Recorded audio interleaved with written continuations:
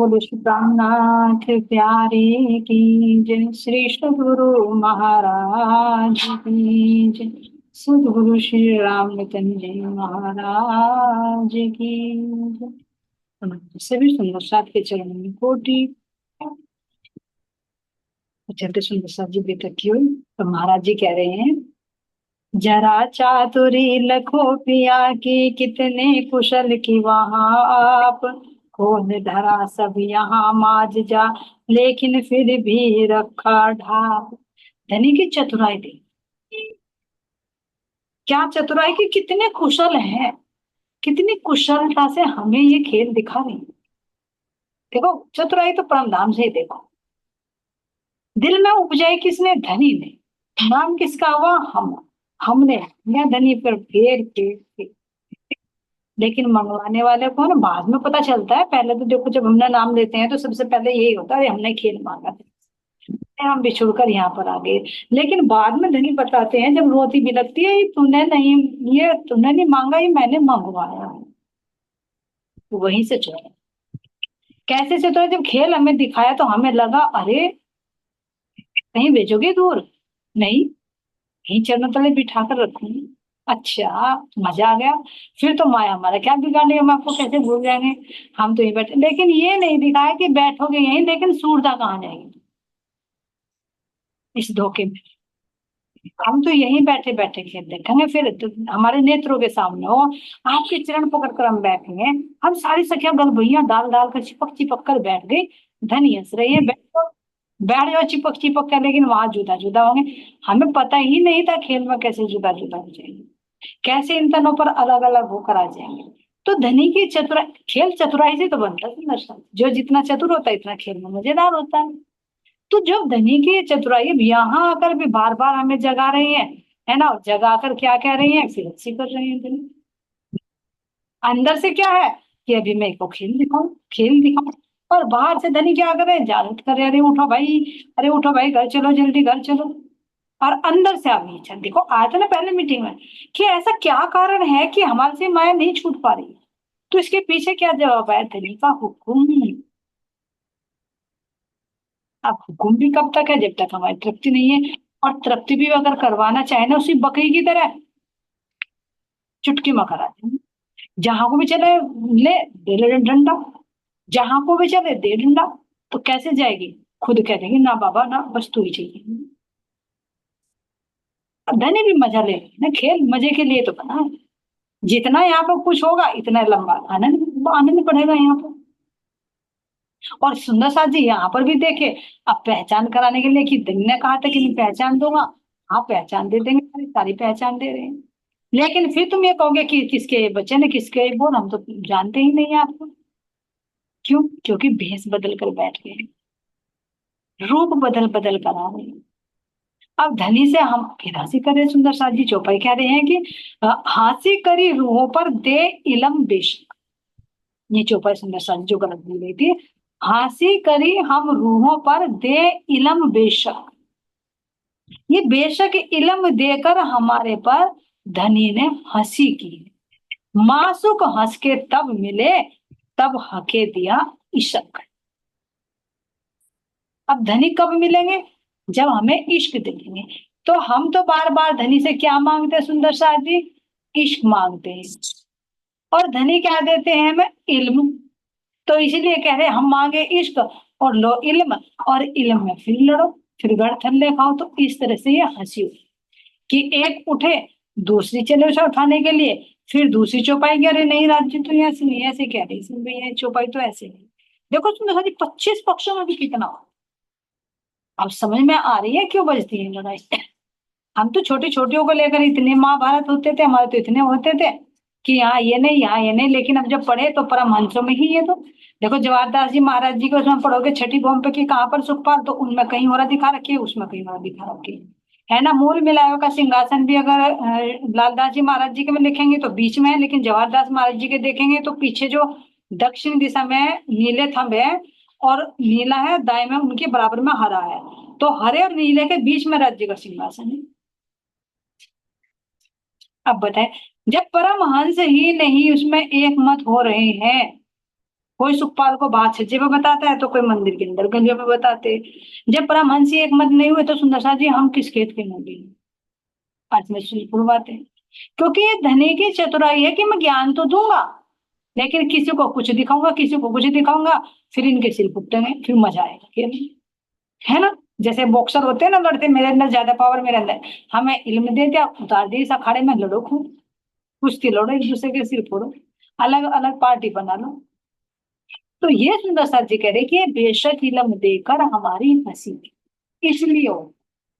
अब समझ में आ गया। अब तो जिस लोग को दिख रहा है ना, तो जब भैया श्यामा जी के जैसे कहे ना कि वो कहती झरमर भाई, मुझे तो बार बार राज जी के चरणों में बिछुए दिखते हैं।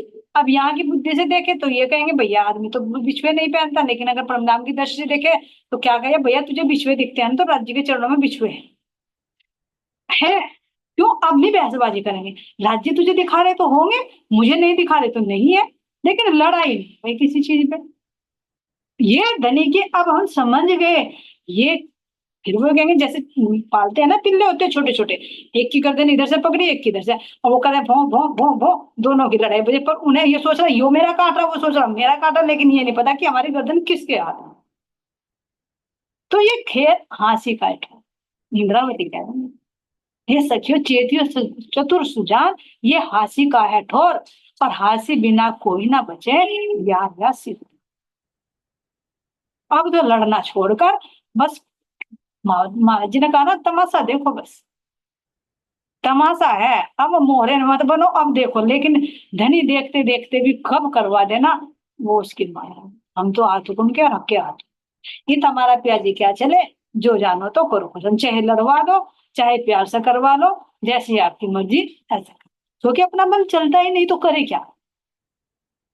तो यहाँ सुंदर साथ जी महाराज जी कह रहे हैं, तो तभी कह रही है इंद्रावती, खुद कह रही है, एते दिन जस गाया नंदुनी का बेवड़ा कर, इतने दिन तक मैंने इस नंदुनी का बेवड़ा कर करके गाया, अब हके हाथ हुकुम हाथ अपने लिया, जो दिया था मोहम्मद को, जो इंद्रावती को शोभा दी थी, अब धनी ने वो अपने हाथ में ले ली है। अब किसको वो क्या दिखा रहे हैं, किसको वो क्या दे रहे हैं, किसके माध्यम से क्या प्रकट कराना है, वो तो धनी जानते हैं, उनकी ये लीला है।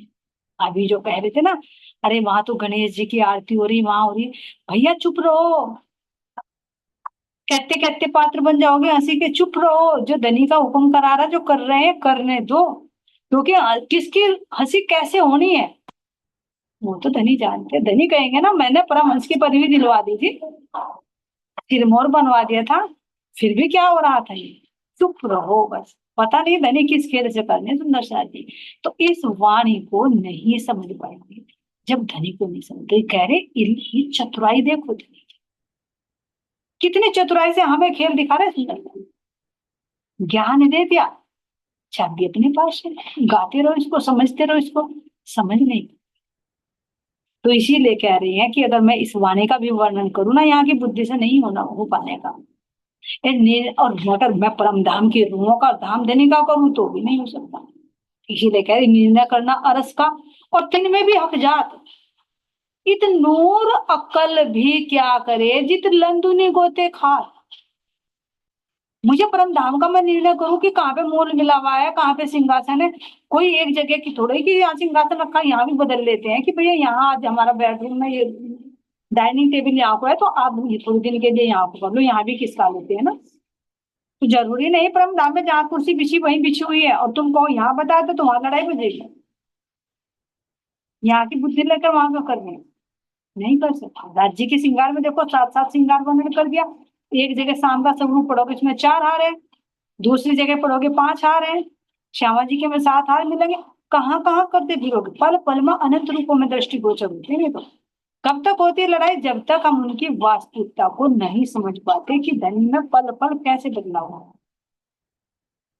नया पुराना नहीं, लेकिन उसमें ही एक नवीनता प्रकट। जैसे पाग के ऊपर भी मैं कहूँ कि राज्य महाराज जी ने तो सेंदूरिया पाग बांधी, हाँ भाई कहाँ से बांधी देखो चौपाई में, लेकिन अंदर में कह रहे कि एक पल में वो तो करोड़ों रूप बदल लेती है, करोड़ों रंगों में। अगर 12,000 रूप में भी संख्या में 12,000 भी अगर एक बार में अलग अलग रंग में देखना चाहती है तो राज्य की पाग हर रंग में है। अब तुम्हें लाल दिखाई दे रही, मुझे हरी दिखाई दे रही, तो क्या करोगे? राज्य तो दिखा रहे हैं, लेकिन जब यहाँ की बुद्धि लेकर करोगे तो लड़ोगे कि कहाँ है बता, हरी कहाँ छुप उठा चौपाई, बता कहाँ लिखी हुई है। लेकिन उसके अंदर उतरोगे तो लिखी नहीं, वो दिल पर लिखी। इसलिए यहाँ पर ये लड़ाई होती है सुंदर शादी की। तो इसलिए इंद्रावती कह रही है कि निर्णय करना अरस का है। मैं अरस का निर्णय करूं कि 25 पक्ष कैसे हैं, कितने लंबे चौड़े हैं? भाई वहां नहीं, 33 आदमियों का कठेड़ा है, बाकी बाकी में सीढ़ियां हैं। राज्य को हासिल करनी होगी तो वो कठेड़ा चौड़ा कर देंगे।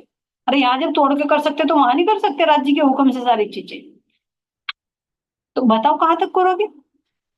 और कह रही कि उनमें भी 3 हक जात, उसमें भी मैं ब्रह्मात्माओं की महिमा का वर्णन करूं या राज्य की वर्णन करूं, श्यामा जी के शोभा श्रृंगार का वर्णन करूं? नहीं हो सकता। इसका वर्णन करने में नूर अक्ल भी क्या करे, चितरंजनी को थे कहा था, अगर मैं यहाँ की बेहद मंडल की जागृत बुद्धि से इसे खोलने लगूं तो नहीं खुलता। क्यों? क्योंकि जब यहाँ कह रहे हैं कि ये तारतम वाणी भी जो कहते हैं ये भी बोलते खा रहे हैं, इसका मैं भी पूर्ण वर्णन तुम नहीं कर सकते, क्योंकि धनी की पल पल में जो शोभा हो रही है उसको कहाँ तक लिख लोगे? तुम बताओ, लिख दोगे क्या?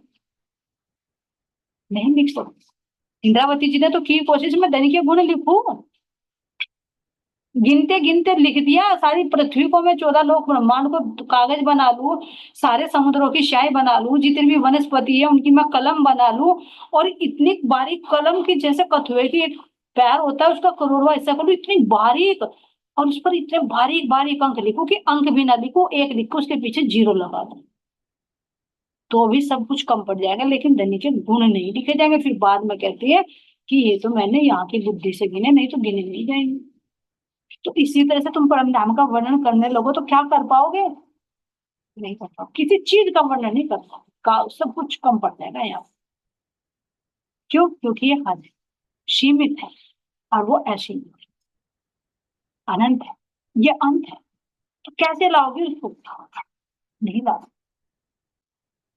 तो ये सुंदर सा जी महाराज जी यहाँ पर कह रहे हैं कि धनी की चतुराई,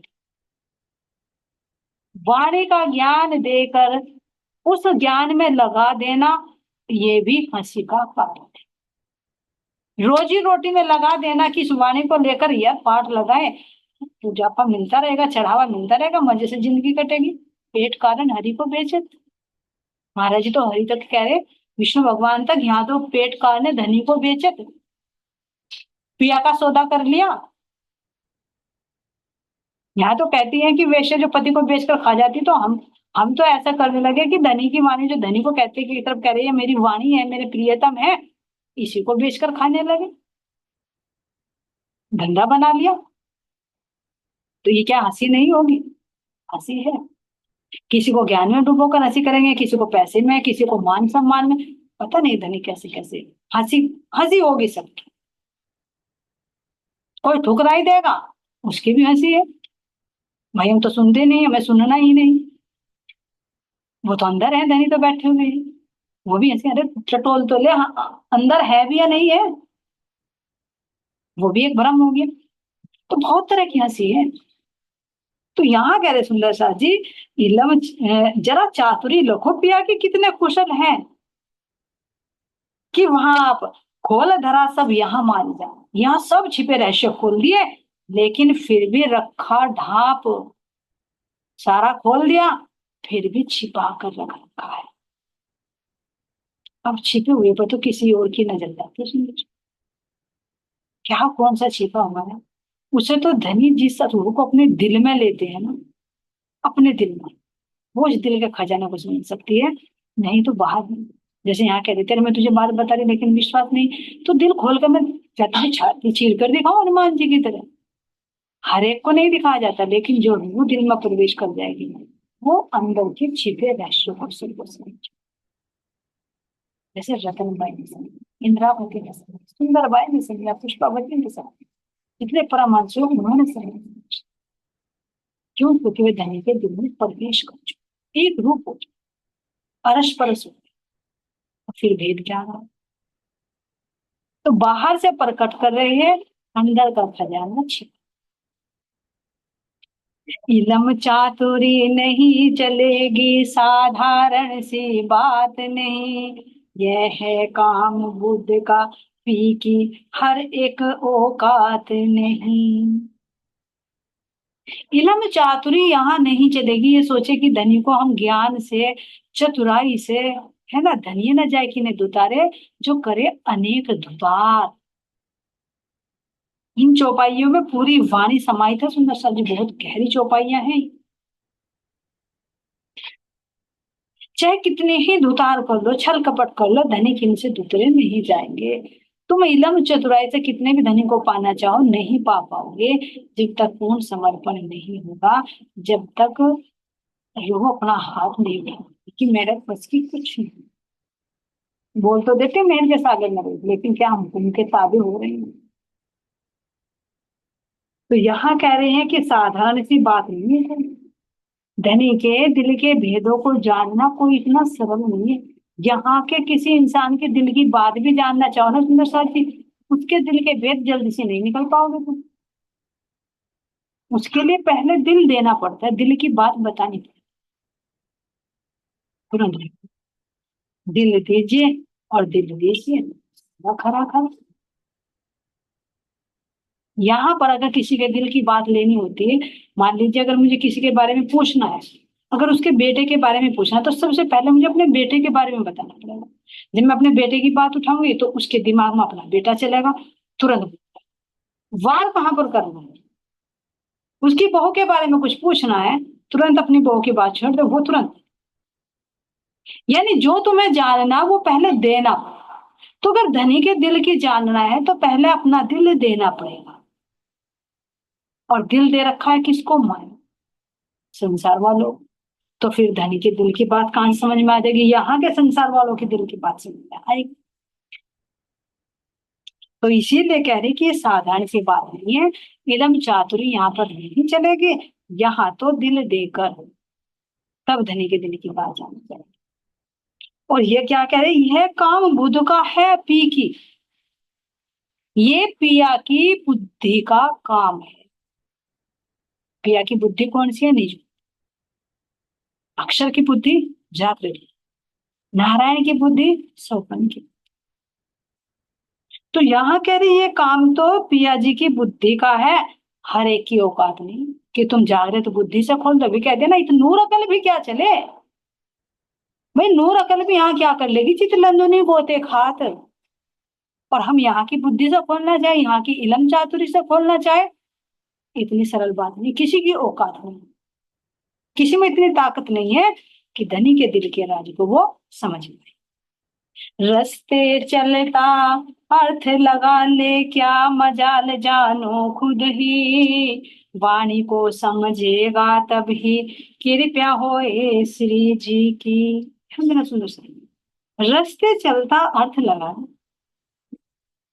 हम तुकबंदी तो बहुत जल्दी कर देते हैं, बहुत जल्दी तुकबंदी। प्रश्न यही उठता है, अरे ये कहे रंग महल है, ये ऐसा है, अच्छा ऐसे बन गया। अगर नहीं बन रहा तो पहले से था, तुकबंदी से काम नहीं चलेगा। आता है कि जो आते हैं उपमान, उपमा, अनुमान, है ना, इन चीजों से परमात्मा नहीं पाया जा सकता, हो सकते अनुमान से परे। तो रस्ते चलता अर्थ लगा ले, रस्ते चल रहे यानी संसार की राह पर जा रहा है और या ज्ञान की राह पर चल रहा है, अर्थ लगा ले किसका अर्थ है? क्या मजाल जानो खुद ही, नहीं है खुद जान पाओगे। वाणी को तो वो ही समझेगा जिस पर श्री जी की कृपा होगी। श्री जी कौन है? सुन, श्री जी हमारे धाम में। अब जिन रूह के अंदर वो बैठते हैं उनको भी श्री जी की उपाधि मिल जाती,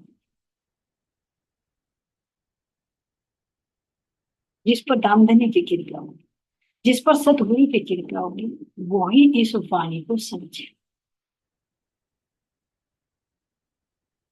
कहू मायने मगज विवेक, जाए दीन होए सब एक, छूट जाए छल भेष, ये कुछ इमाम को विशेष।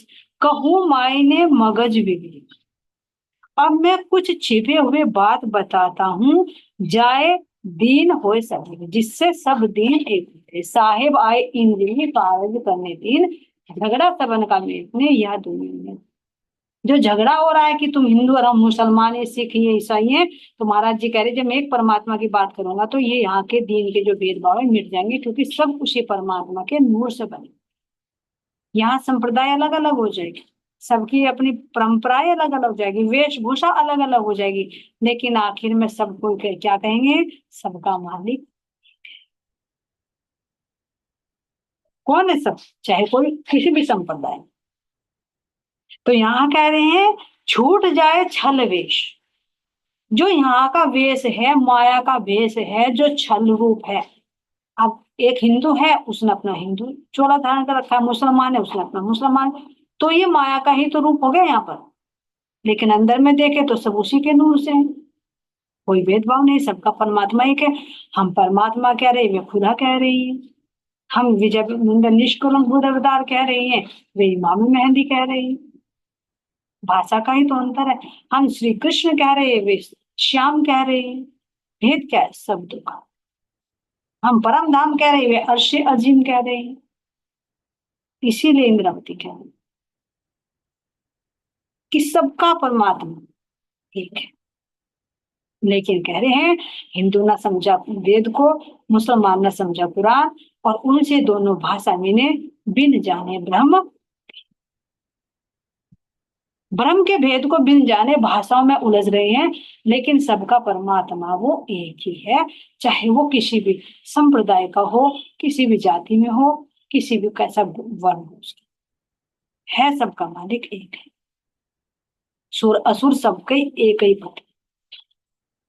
सुर किसको कहा है कि हिंदुओं को, असुर किसको कहा मुसलमानों को। सब के एक ही पति और सब पर एक नजर, और देत दीदार साईं सबन को जिन्हों जैसा चाहिए। जो जिस रूप में देखना चाहता है उसको उसी रूप में दर्शन दे रहे। जब श्री जी थे, तो जब ये देखे वे आए थे, तो उनको पन्ना जी में कोई उनके अंदर मोहम्मद साहब को देखना चाहता तो मोहम्मद साहब नजर आते थे। कोई ब्रज के रूप में श्री कृष्ण रूप में देखना चाहता तो वो छवि नजर आती थी, है ना। कोई इमाम मेहंदी के रूप में देखना चाहता तो वो छवि नजर आती थी। कोई देवचंद जी के रूप में देखना चाहता था तो वो छवि नजर आती थी। ऐसे ही सुंदर साथ जी यहाँ जब महाराज जी के अंदर वो स्वरूप है, तो पीछे देखा ना वो थानेदार था जो मुसलमान था, उसे कहा था बता कौन सी चीज देखना, अपना हाथ में चूमा और 5 रुपए भी दिए, 10 रुपए से 10 रुपए भी दिए थे। उसको भी तो पता लगा हाँ कि यही है जो मेरी बात कर रही है, कुरान के रहस्य को रही है। तो सुंदर साथ जी जो जिस रूप में बचेगा धनी उसी रूप में दीदार देंगे, क्योंकि ये सब स्वरूप धनी के धारण द्वारा किए गए हैं। तो खेल में जिस रूप में तुम श्रद्धा रखोगे उसी रूप में धनी ही दीदार देंगे। ऐसा नहीं कि धनी से अलग हो जाए। अब जब देखिए सुंदर साथ जी, जब हमारे देवचंद जी महाराज जी को मारवाड़ में रेगिस्तान में जब दर्शन दिए थे, किस रूप में दिए थे? सिपाही के रूप में दिए थे। तो क्या धनी नहीं थे? जब ध्यान अवस्था में बैठे थे, गोलोक में जाकर श्री कृष्ण जी के दर्शन किए थे, राधा रानी के दर्शन किए थे, तो क्या उनके अंदर धनी नहीं थे? धनी नहीं तो ब्रज के रूप में दर्शन दिए। तो वो जिस चाहे अपने जितने उन्होंने रूप धारण कर रखे उन रूपों में दर्शन देते थे। सभी मूल में एक ही, जो हमारे परमहंसों के अंदर भी है। हम ही सोचे हमारे प्राणनाथ जी अलग है, हमारे ये सॉरी रामचंद्र महाराज जी अलग है। तन भले ही अलग है, चोला भले ही अलग अलग है, नाम भले ही अलग है, लेकिन अंदर में वो ही सकते हैं। बस यहाँ विशेष आत्माओं को अलग अलग जुट को जगाने की शोभा प्रदान की। तो यहाँ देखे सुंदर साथ जी, कहूँ इतने मायने कहूँ कि छूट जाए छलवेश, ये कुछ इमाम को विशेष। ये इमाम मेहंदी की विशेषता है, जो सबको छुड़ा देंगे, वेद कतेब को छुड़ा देंगे, यहाँ की वेशभूषा को छुड़ा देंगे, यहाँ के भेदभाव को छुड़ाकर सब कहेंगे कि हमारा धनी नहीं कोई और। आसन है इमाम का बुध में करते पिया निवास, अंग और प्रत्यंग उन्हीं के 5 शास्त्र ले उतरे आप। आसन है इमाम का बुध में, आसन है इमाम का, यानी जो इमाम है, जो आखिरी सदगुरु है, उनका आसन किस में है? बुध में, निज बुध के अंदर। है ना। निज बुद्ध में तो निवास करते हैं, उनकी बुद्धि उनके अंदर है, उसी से बाहर प्रकट करते हैं। अब कह रहे हैं बुद्ध में करते पिया निवास, उसी निज बुद्ध में वो निवास करते हैं। अंग प्रत्यंग उन्हीं के, अंग प्रत्यंग, अंग उनके खुद के अंग जो हम परातम है, और प्रत्यंग यानी जो उन्होंने हमारे हुक्म के चोले धारण कर रखे, धनी नहीं तो कर रखी, हमारे मूल तन थोड़े ना है, हमारा नाम रूप श्रृंगार शोभा सब कुछ लेकर धनी के हुक्म ने ये आत्मा का स्वरूप धारण कर रखा, जिनको हमारा नाम है। तो ये हो गए पर अंग प्रत्यंग उन्हीं के हैं। अब वे जो है पांच शास्त्र ले उतरे, पांच शक्ति लेकर अब वे उतरे, क्योंकि जो परात्म है वो तो राज्य का ही अंग है, उन्हीं के ही तन है। अब जो प्रत्यंग हो गए यानी जो बाहर प्रकट हुई सूरता रूप में या कहीं आत्मा रूप में, वो धनी के हुक्म ने धारण कर रखी है। तो धनी के हुक्म ही यहाँ देख रहा, नहीं तो सुंदर साथ जी कह रहे कि हमारी सूरता भी यहाँ नहीं आई। क्यों नहीं आई? क्योंकि जब कह रहे कि कंकड़ी एक अरस की उड़ावे चोदे, जब परम धाम की एक कंकड़ी आके 14 तबक को उड़ा देगी तो भला रूहों के सामने मिटने वाला कैसा रहे? जैसे यहाँ सूर्य के सामने तो अंधकार नहीं रह सकता, तो ब्रह्म आत्माओं की नजर के सामने, उनकी सूरता की दृष्टि के सामने कैसे रहेगा? नहीं।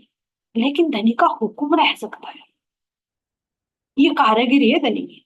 इसलिए धनी के हुक्म ने ही हम सूरताओं का नाम रूप श्रृंगार सब कुछ लेकर वो हुक्म यहाँ काम कर, हुक्म आ सकता है, लेकिन हमारी सूरता भी नहीं आ सकती। सूरता की नजर के सामने भी सुंदर सा जी ब्रह्मांड नहीं रुक सकता। और देखिए तो कैसे धन की कारीगरी है। यहाँ पर कह रही है अंग प्रत्यंग उन्हीं के हैं, पांच शास्त्र ले उतरे आप, अलग अलग है काम सभी के। ये पांचों शक्तियां सुंदर सा जी, आत्म दुल्हन, धनी का जोश, नूर, उनका हुक्म, और निज बुद्धि, परम धाम के निज। तो यहाँ कह रहे अलग अलग है काम से भी, ये मंथन का ना सुंदर सा जिस पर कल डिस्कस करें, ये पांचों शक्तियां कहाँ कहाँ पर उतरी हुई या एक ही साथ उतरी है, तो एक ही साथ, लेकिन प्रकट कहाँ कहाँ? जब इंद्रावती जी के अंदर थी पांचों शक्ति थी, लेकिन जिस समय जिस शक्ति का जरूरत पड़ी उस समय वही शक्ति प्रकट हुई। तो आत्मा दुल्हन, धनी का जोश, नूर, हुक्म, बुद्धि, परमधाम के नीचे। तो ये पांचों शक्ति इंद्रावती जी के अंदर थी, जगह जगह पर भी प्रकट हुई है।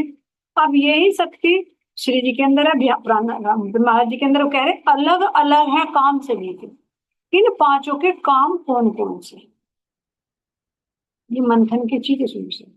पांचों शक्तियां कहाँ कहाँ पर उतरी हैं और इनके क्या क्या कार्य हैं, ये प्रश्न है ना। अलग अलग है काम सभी के, ले गए अलग अलग ही रूप, पंचम को नित भोग लगाते, पांचों तत्व मिल एक से। अलग अलग सबके काम है, अलग अलग इन्होंने रूप धरे हैं, और पंचम को नित भोग लगाते, जो पांचों शक्तियां सुंदर साथी, पांचों मिल भाई एक, एक केरी, शाम की आरती भी है सुंदर साथी, पांच मिल भाई एक केरी आरती है पूरी आरती में सुंदर साथी।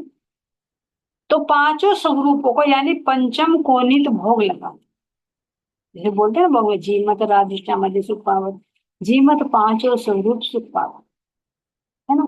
पांचों स्वरूप भी हैं और पांचों शक्तियां भी हैं, ध्यान देना यहाँ पर।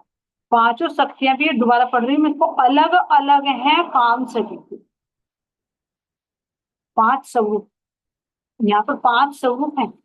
पहला पांच स्वरूप कौन कौन से, कौन बताएगा सुनिशा जी? पांच स्वरूप धनी के कौन कौन से? और पांच तत्व ले गए अलग अलग ही रूप, पांचों ने अलग अलग रूप लिए। पांच स्वरूप यहाँ पर पांच शक्ति तो अलग हो गई, लेकिन यहाँ आ रहे पांच स्वरूप, जीमत युगल स्वरूप सुख पावत, जीमत पांचों स्वरूप सुख पावत, और पांचों तत्व मिल एक स्वरूप, पांचों मिलकर वे एक स्वरूप हो रही है। तो ये कौन कौन सी है पांच स्वरूप सुंदर साथ? कौन सुंदर साथ बताएगा इनके बारे में? हेनरी जी बोलो। पांच स्वरूप कौन कौन से हैं जो धनी ने खेल में धारण किए हैं, और फिर इनकी लीलाएं कौन कौन सी हैं? चलिए हरियल से कीजिए, आप अनम्यूट करिए। आरती अंग चतुर्दश केरी, उसमें बस सही बता दे परविता से कीजिए आपने, यही आरती। प्रणाम जी। पांचों स्वरूप मिल एक भैरी है ना, यही। हाँ जी, पांच स्वरूप। हाँ जी, पांच स्वरूपों में जैसे राज्य महाराज आए वही बताने हैं ना। जी। हाँ जी, पहले स्वरूप में तो ब्रज वाले में ही आए महाराज जी। ब्रज में। फिर जी दूसरे में रास में आए। जी। फिर तीसरे मोहम्मद साहब जी के रूप में आए। जी चौथा फिर देवचंद्र जी, और फिर पांचवा प्राणा जी। इनके अंदर सब एक हो गए ना फिर आकर। एक हो गए, बिल्कुल सही है। तो पांचों स्वरूप हुए, और पांचों की क्रिया भी अलग अलग हुई, और हाँ जी, क्रिया तो अलग अलग हुई। रूप भी अलग हुए। स्वरूप तो एक ही है, स्वरूप वो है जो उनके अंदर मौजूद है ना, लेकिन रूप अलग अलग है। तो रूप कैसा है सुंदर सा जी, वो भी सबको पता ही है। मानिक भाई जी से पूछ लेते हो, चलिए मानिक भाई जी आप बताइए।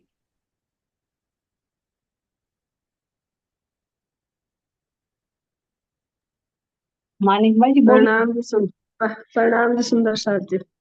जी। ये तो बता दिया कि भाई पांच स्वरूप कैसे बने, जैसे मोहम्मद उसके ब्रज का, रास का, मोहम्मद साहब जी का, श्री देवचंद्र जी का, प्राणनाथ जी का है। और उनके जो कार्य हैं, जैसे भाई ब्रज में आए, सबसे पहले हम ब्रज में आए ना, जो बाल स्वरूप लीलाएं हुई, तो बात। वहां तो राज्य का बचपन दिखाया गया, हम्म। बाल बाल लीलाएं दिखाई गई। जी। जैसे भाई हमारी तो लीला हो, जैसे बचपन, जवानी, बुढ़ापा। और फिर रास दिखाया गया, जैसे जवानी हो भाई, जैसे यहाँ भी शादीशुदी हो जवानों के, तो हमारा राज्य महाराज जी का एक युग स्वरूप जो रास परम धाम का है, वो दिखाया गया। और फिर जो यहाँ से दिखाया गया मोहम्मद साहब जी हुक्म का स्वरूप, जिस हुक्म से हमारे यहाँ से आके उन्होंने हमारे बैठने का स्थान बनाया, हुक्म के स्वरूप ने। अब जाओ भाई ऐसे ऐसे करो। तो हम ब्रजरास में चली गई और राज जी ने हुक्म दिया अक्षर उसे मोहम्मद साहब जी को, जाओ तुम प्लेटफार्म बनाओ, मेरी परमात्मा आने वाली है। जी। ये हुक्म का स्वरूप हो गया। फिर श्री देवचंद माने श्यामा महारानी को, श्यामा महारानी जी खा इन परमात्माओं को लेकर तुम वहां जाओ खेल दिखाने के लिए। ये आई, वो चाबी दी, तारतम चाबी दी, सामने प्रकट होकर साक्षात आवे स्वरूप परमात्मा ने तारतम चाबी दी।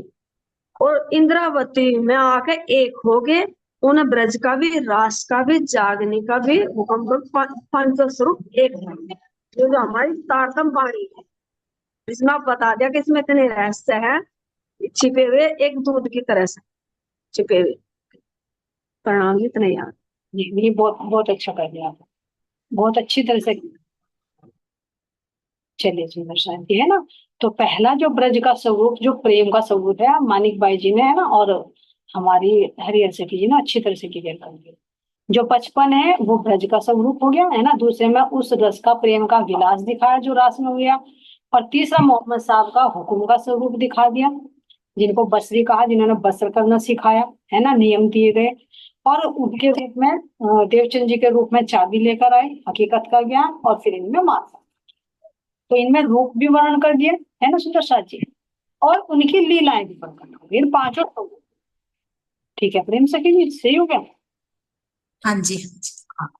तो यहाँ कह रहे सुंदर साथ जी, अलग अलग है काम से लेके। तो मानिक बाई जी ने बहुत अच्छी तरह से कर दिया, शायद मैं तो ना कर पाती इतनी अच्छी तरह से, है ना। तो अलग अलग है काम से लेके, क्लियर हो गया काम जो उन्होंने बता दिया, कौन कौन से हुक्म का स्वरूप आया, कौन सा प्रेम का स्वरूप लेकर आया, कौन से ने बसर करना सिखाया, कौन सा हकीकत लेकर आया, कौन से ने मार्फत में करके एक रूप। और ले गए अलग अलग भी रूप, रूप भी अलग अलग है, स्वरूप एक ही है, लेकिन रूप अलग अलग हो गया। एक में बाल, एक में किशोर, और तीसरे की देखे तो बुढ़ापन में बहुत, ब्रजराज जागने, बचपन, जवानी, और बुढ़ापा। भगवत रूप में आए सुंदर साथ जी यहाँ पर, चाहे मोहम्मद साहब को ले ले, चाहे देवचंद जी को ले ले, चाहे प्राण श्री जी। पंचम को नित भोग लगा, जो परविता से खींचने कहा, आरती अंग चतुर्दश देवी, पांचों मिल भई एक भई, पांचों मिलकर एक हो जाते, पांचों तत्व मिल एक स्वरूप, ये पांचों शक्ति मिलकर इमाम मेहंदी के अंदर एक रूप। तो यहाँ कह रही हैं, मिले नूर में पांचों आकर, रतन बाई पर की कृपया, बोलिए श्री रतन बाई जी की जय। हमदनी ने विशेष मेहर की कि पांचों स्वरूप यहाँ पर आकर रतनबाई के अंदर विराजमान हो गए, होकर पांच एक जामे में परा तत्व आकर उठा। ध्यान देना सुंदर साथ जी, पांचों एक जामे में, जामा कौन सा है, धनुदत्त जी का तन कहे। अब उस जामे में आकर, अंदर कौन है जामे में, रतनबाई, रतनबाई के ऊपर पांच टुकड़े, जीव के ऊपर नहीं उतरती, सखी के ऊपर। तो यहाँ कह रही है, होकर पांच एक जामे में परा तत्व आकर उतरा। परा तत्व जो सबसे परम तत्व है, परम धाम के गूढ़ रहस्य, जब कहते कि गुरु का गुरुत्व भी वही, वो परा तत्व यहाँ पर आकर उतरा। खान देश में गांव सोनगिरी, नाम श्री नारायण दास।